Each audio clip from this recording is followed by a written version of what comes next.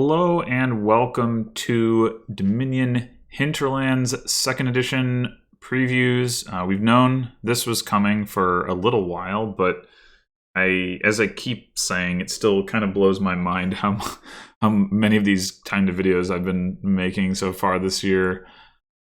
This is day 1 out of 3. We're going to get 3 cards today, 3 cards tomorrow, and 3 cards on Wednesday. And as has been the case, there are going to be previews available on the online client, and then the full 2nd edition will be released on Wednesday, as well as some additional errata for other Hinterlands cards, which will presumably be along the lines of what we saw last week for the other sets.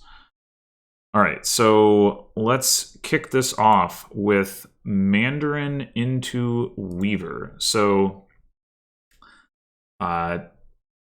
Donald X says,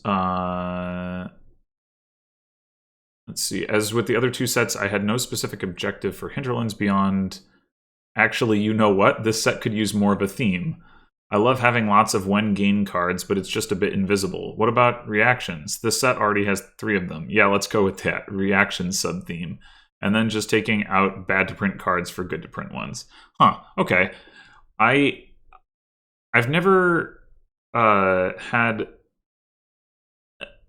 had much of an insight into like how important theming is within the sets. And I don't mean like card name type themes. I mean like mechanical themes.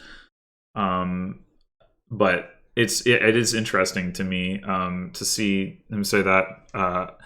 There have been some things trending in the other direction with recent changes. Some things trending in this direction, like Seaside getting more durations. But like Hermit is the example that immediately comes to mind because I just talked about that, how it's off theme for it to no longer trash itself. Yeah, I mean, I don't know. It's just interesting. Anyway, so let's talk about Mandarin to Weaver. Donald X says, Mandarin is very weak. You heard it here. Good rules of thumb. Never get involved in a land war in Asia. Don't buy Mandarin. Weaver has no relation to it. Mandarin was doing nothing for the set. Weaver is a reaction starting in on that new sub-theme. It's a workshop, and you can play it when you discard it. Also fitting Hinterland's other invisible theme, which is filtering. Okay, so let's actually read the cards. Well, maybe we can start by talking about Mandarin. Donald X says it's very weak. That's absolutely true. I think he has said multiple times that he house ruled Mandarin to cost 2 in his games, which should give you an idea of like what he thinks it's doing.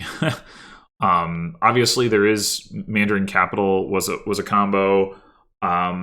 I don't know that I ever saw that combo personally, but regardless, I'm definitely not like sad about losing that combo. I'm not sad about losing Mandarin. This is all totally fine.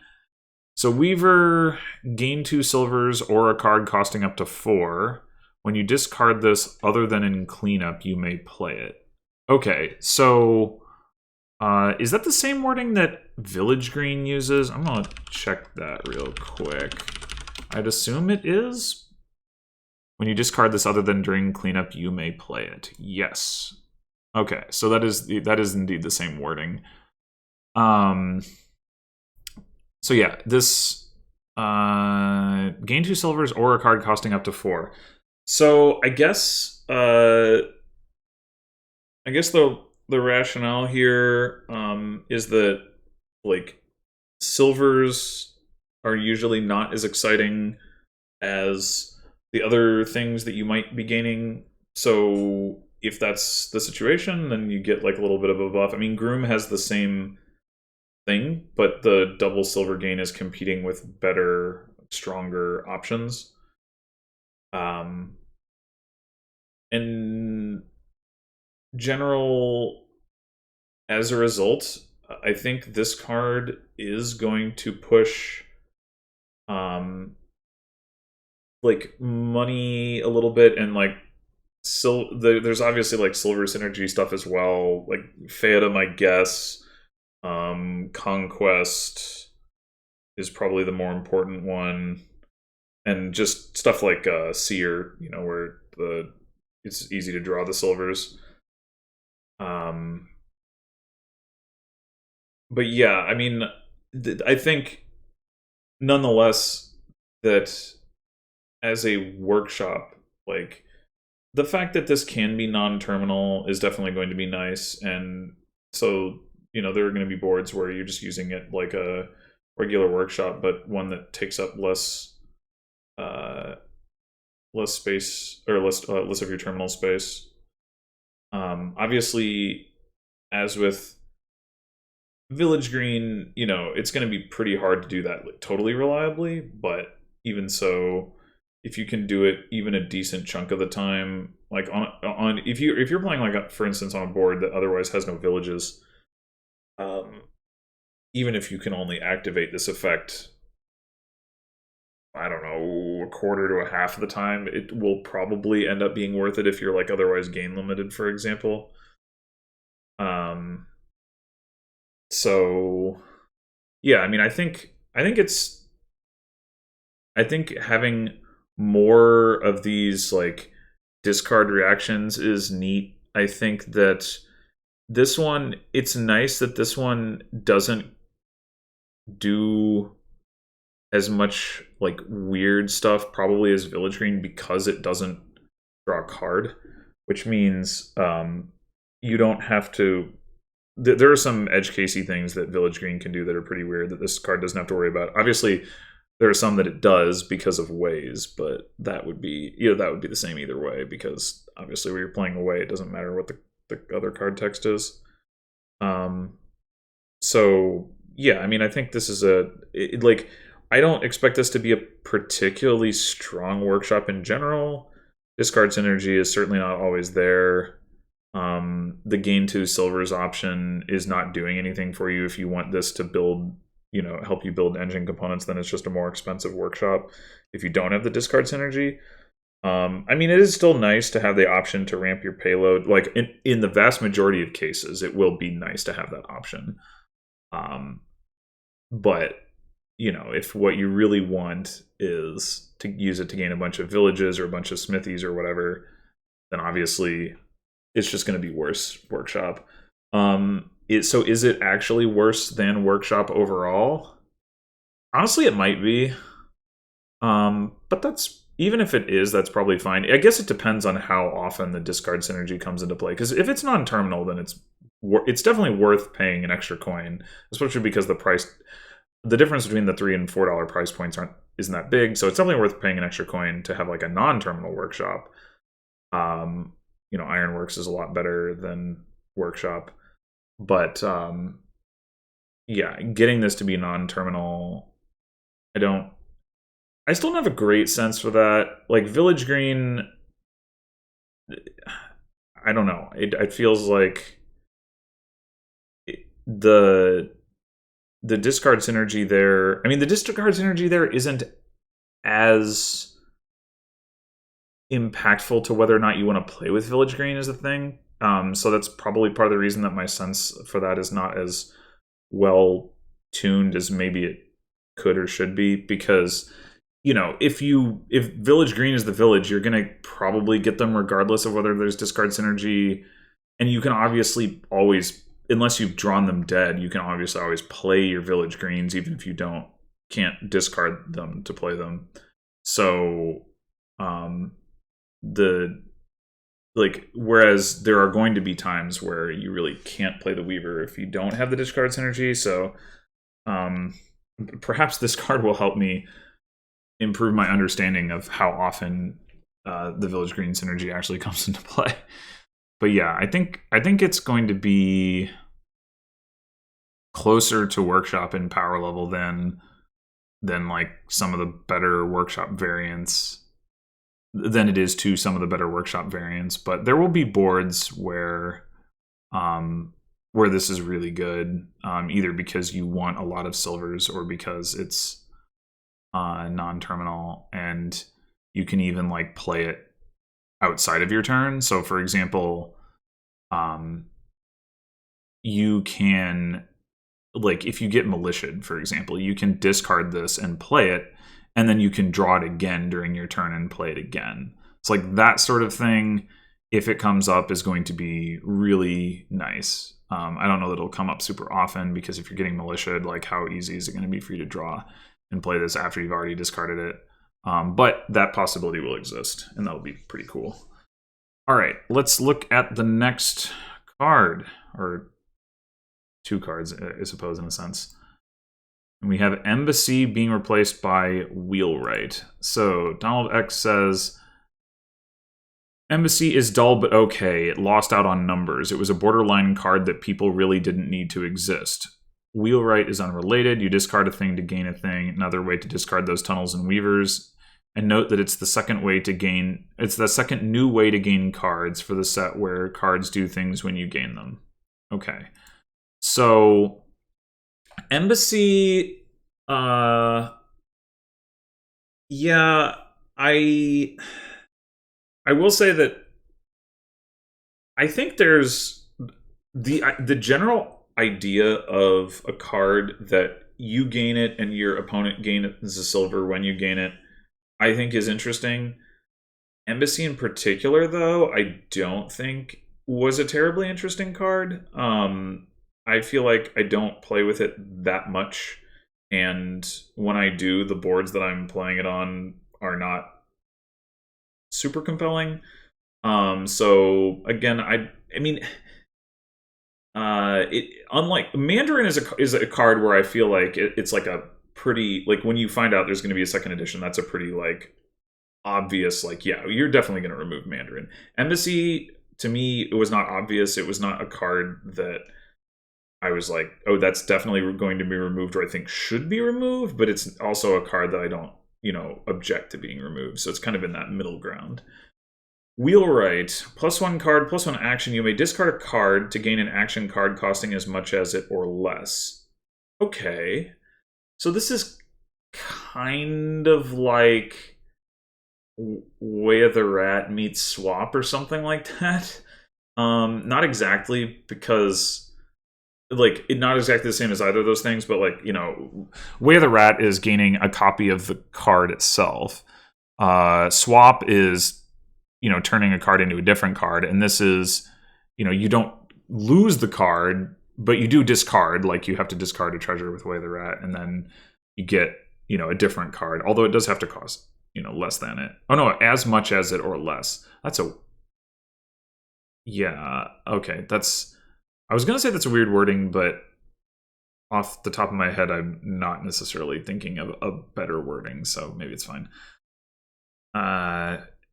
Anyway, I definitely don't think it's as good as Swap. It doesn't, you don't gain it to your hand, and you have to, like, discard the other cards. So, the net effect is closer to like a workshop type of thing than it is to to Swap. But it still seems pretty good. If you can afford to, like, have something that you're discarding every turn that is just, oh, you know what? It doesn't even need to be an action card that you What was I trying to say there? You don't need to discard an action card. I kind of assumed that because that's the way a lot of these other effects have worked, but actually you could discard like a gold or a province.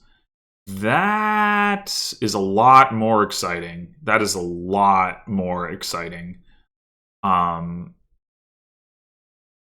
Yeah, you could really, or you like, I think you could really get a lot of value out of this as a non-terminal gainer. It's not a stop card. You do have to discard a card, so it sort of acts like a stop card in that way. But the card that you're discarding, if it is a stop card, then you haven't, like, added any stop cardiness to your deck unless you're trying to do gain and play.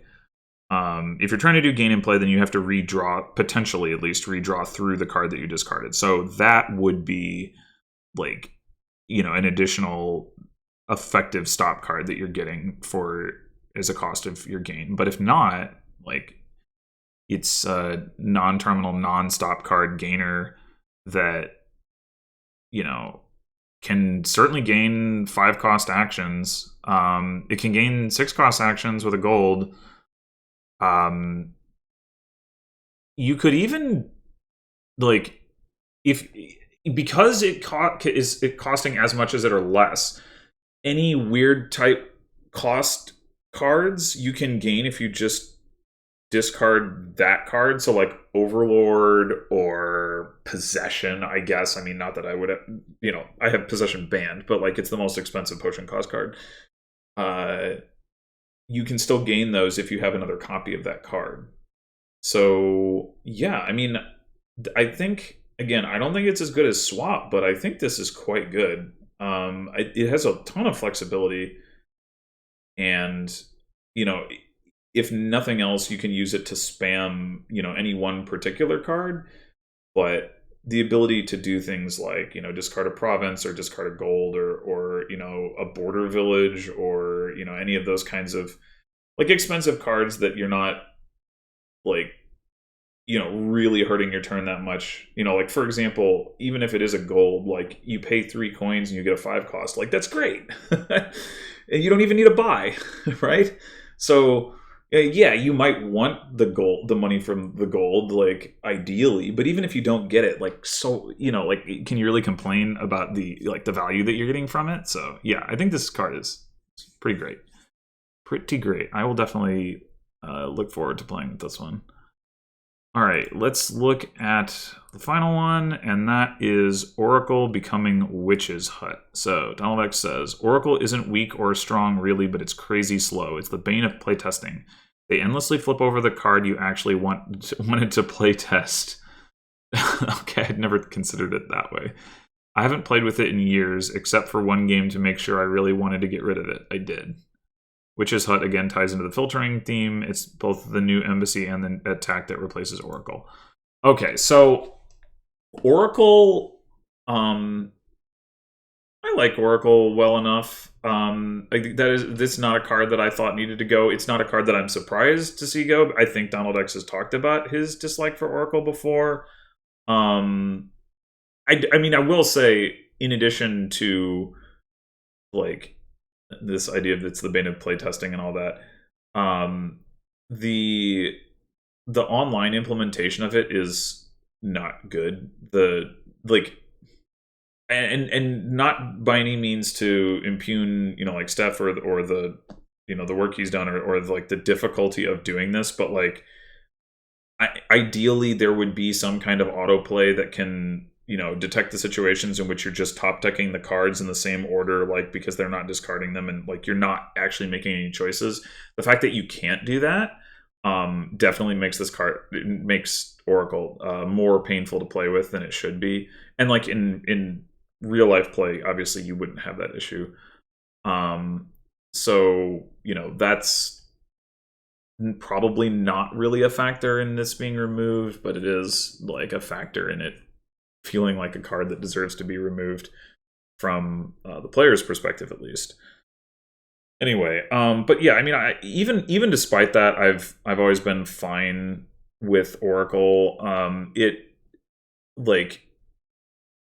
mean, he said it's not strong or weak. I basically agree with that. Like, yeah, it's only a moat for 3, but the sifting that it does is legitimately, like, strong probably is too strong of a word because as we just said, it's not like a strong card, but it makes a significant difference in terms of your deck control relative to a regular moat, I guess is what I want to say. So it can make decks work where if you just had moat, they really wouldn't. So yeah, Oracle, I'm not surprised it's going. I'm not happy that it's going, but I'm not super sad either. I don't think. Kind of like neutral on that. Witch's Hut plus 4 cards, discard 2 cards, revealed. That phrasing amuses me. I feel like there's like maybe one other card that uses that kind of phrasing. If they're both actions, each other player gains a curse. Okay. So we get another cursor. I like the art here. It's the Baba Yaga thing. That's cool. Anyway, um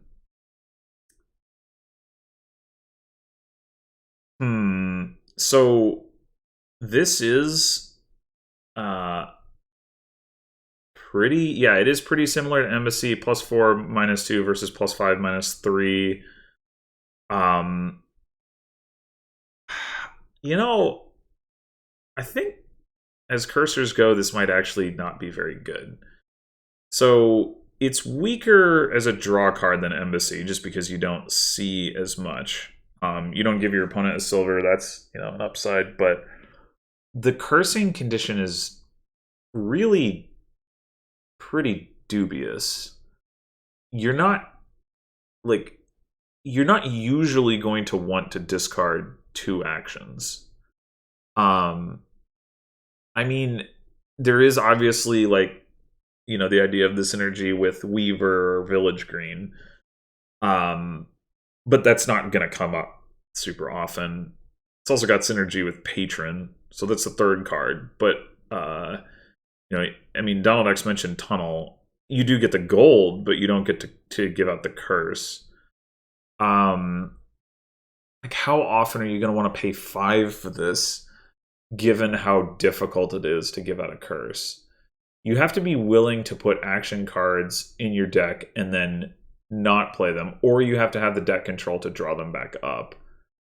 I mean, I was just talking about, Wheelwright, like you might be discarding an action card, but that's 1 action card rather than 2. I feel like that's a pretty big difference. Having to discard 2 action cards is like, I mean, think about like Arena, right? And this is at the end of your turn, so like you already know, like, you're not playing whatever actions, and like how often do you, like, how quickly are you typically accumulating arena points when that's available? And now think about if you had to discard 2 action cards rather than 1. Like, that's just a really tough condition to meet, I think. So I don't know. I think this might not be very good. Maybe the effect of cursing is good enough that it's the other way around, and what you do is you build to try to meet this condition, but that just seems like a lot of work, like, where if you're specifically playing in such a way that you're discarding these action cards and getting the only value you're getting out of them is giving out a curse, you can kind of think of it as like playing 3 action cards to give out a curse, except you don't get any other value out of those action card plays. So like you're in a sense you're playing 3 action cards to like draw 2 cards and give out a curse and do. Well, no, not even. I was going to say do some sifting, but not even, because you're discarding the action cards. So it's not like you're discarding your bad cards. So yeah, I mean, in the right circumstances, I guess like Ruins, for instance, would be another case. Like if you're going to be getting Ruins into your deck, you can discard those, and that looks pretty good. But I don't think it's going to be terrible by any means. But I do think that it's going to be hard to do a lot of cursing with this, and if you do commit to doing the cursing, you're going to be hurting your own deck's capabilities pretty badly. I mean, if you have enough deck control, it's fine, right? If you have some villages and some scrying pools and your deck is only action cards, like, great, like, then you're set. But I think that's going to be pretty rare, right? Especially because you usually want you to do your cursing early in the game. Certainly if you open with this, it's most of the time going to be impossible for you to activate it. Like Necropolis is an exception, but most of the time you will just not be able to activate it. If you get it turn 3 or 4, you're still like pretty unlikely to activate it. And if you do activate it, then that means, again, you've just seen like, so like let's say that you play it turn 5, you've bought 4 cards. You know, two of those, one of them is this, 2 of those other 3 have to have been actions in order for you to activate this on turn 5. And even if the other one is a treasure, like you've just discarded 2 of your 3 other buys, like that you've done over the first 2 shuffles in order to activate this. Like, don't you want to be playing those cards? So yeah, that's really, really rough. I kind of wish, I don't know, would it be unreasonable if this was, if they're both, if they like share a type or something, like then you could discard 2 treasures or 2 victory cards. That was probably, something like that was probably tried. I feel like that wouldn't be too powerful. Maybe the goal for this card is that it's definitely worse than Witch, and if you did have the condition the way that I was talking about, it would be like comparable or possibly even better than Witch, and so maybe that wouldn't work. But I don't know. This just seems to go too far in that direction to me. But we'll see. Maybe I will be proven wrong. It's happened before, and it will happen again. Anyway, I think that's all there is to be said about today's cards. So thanks for watching, and I will see you tomorrow for another 3 old cards turning into 3 new cards. So until then.